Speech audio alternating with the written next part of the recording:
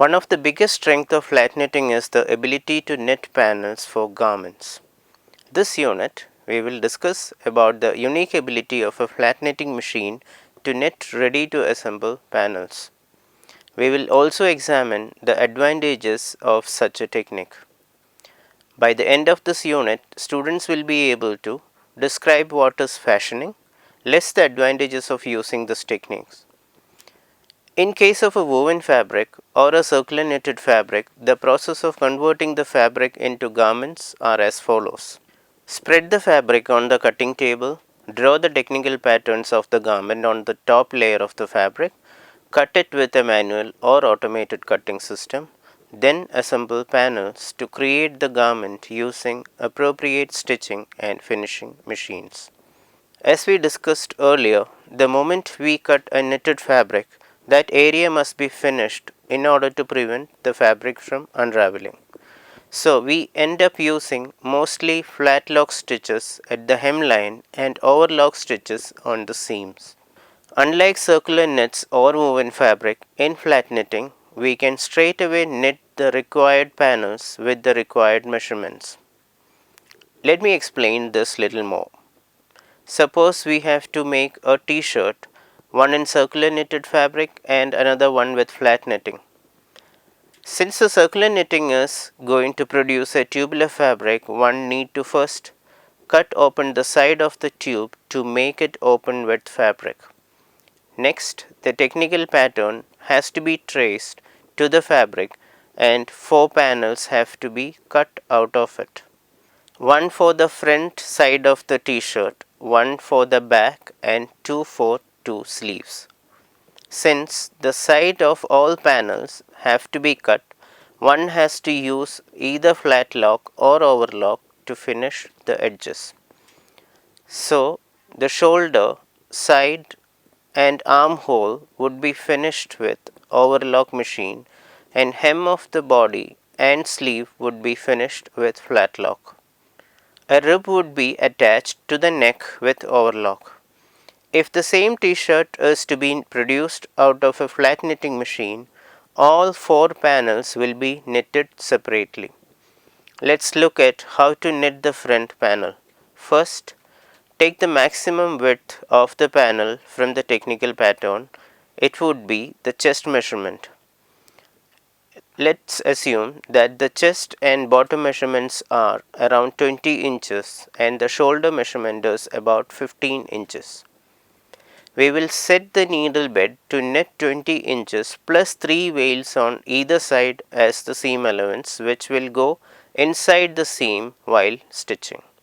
We usually start knitting with a rib at the hem area for better stability, and once we knit around 1 inch of 1 by 1 or 2 by 2 rib, we will convert the double bed knitting to a single bed knitting by transferring loops from back bed to front bed.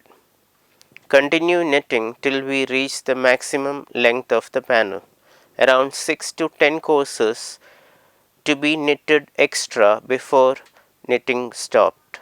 Now the bottom of the panel is already finished with a rib and the side of the panel is also finished with the required measurements.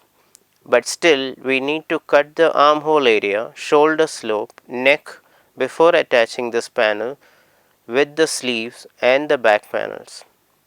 Same way, we need to knit the back panel and 2 sleeves. Cut and sew it with overlock machine to finish the garment. Apart from knitting the desired width on flat knitting machine, you can also increase loops on either side or decrease loops on either side to do narrowing or widening. Using this technique, you can also shape a panel to match it to the exact measurement and shape of technical pattern. The shaping of knitted panel while knitting is popularly known as fashioning, and fashioning opens up a completely different set of possibilities in apparel design as well as manufacturing. Have a look at this hypothetical scenario. Let's imagine 4 sweaters with the same design, size, material and branding with 4 different price tags. The first one with a price of 999, second one with a price tag of 1599, the third one with a price tag of 1999, and the fourth one with a price tag of 2999. Naturally, we will doubt that there is an error in the tagging. But what if it is not an error and it is the real price? Then what could be the reason for these four setters to be priced differently?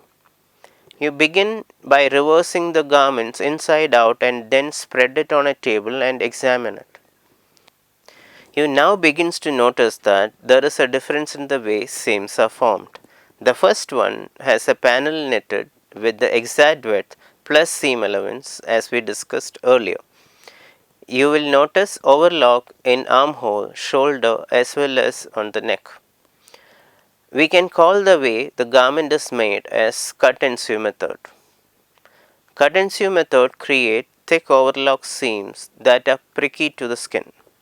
This method will also create cluttered finish on the seams as when it is overlocked. It is not possible to match loops to loop from two different panels.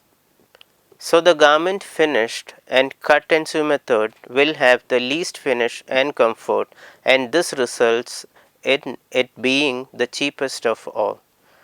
Let's look at the second sweater. You notice that at the armhole there is no overlocking.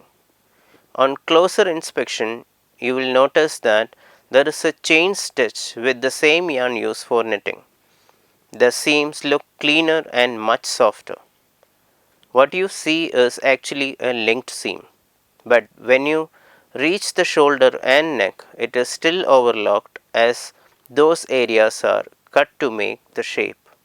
The panel is shaped at armhole as per the technical pattern, and since it is not cut, overlock stitch was not required.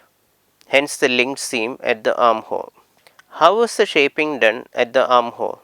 Let's plot the technical pattern and see how many courses and veils required to create the area from bottom of the pattern till armpit. Above armpit, the width is getting reduced to shape the armhole. This shaping is achieved during knitting by moving loops from both ends of panel towards the center of the panel knitted.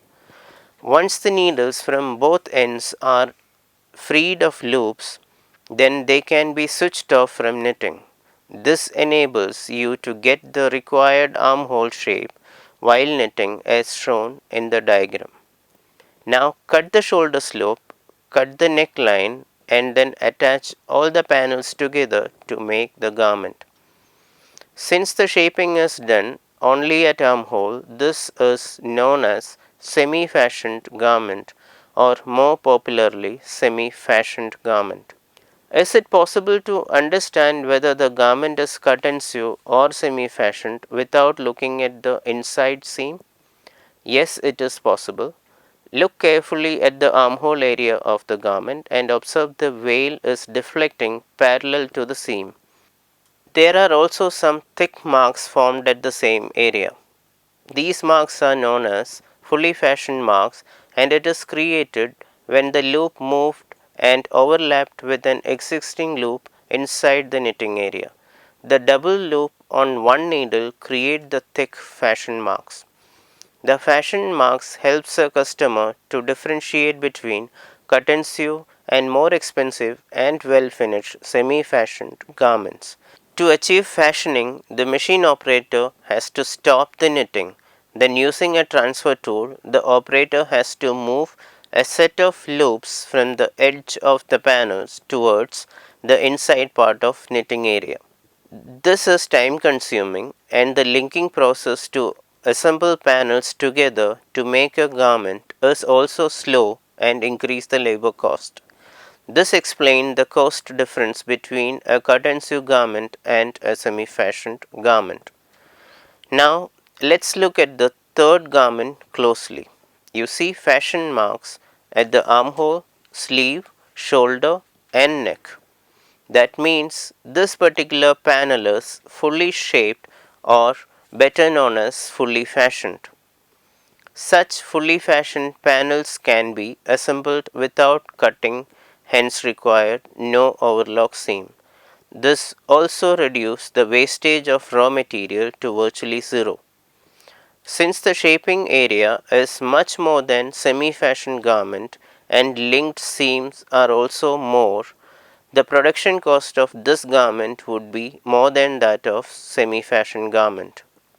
Now, when analyzing the fourth garment, to your surprise, you may not be able to identify any seams at all. The garment is a seamless one and is usually done with more expensive, fully computerized seamless knitting machines. Though seamless knitting is a complex process, it can be explained in simple way. The knitting starts as three different tubes as shown in the diagram. The one in the middle is the body and the two smaller ones on each side are the sleeves. As the loops of sleeve tubes move towards the center front of the garment, the tubes grow vertically and then merge into one at the armhole area. Continue knitting as a single tube till the shoulder height and then narrow to the neck measurement and then stop knitting.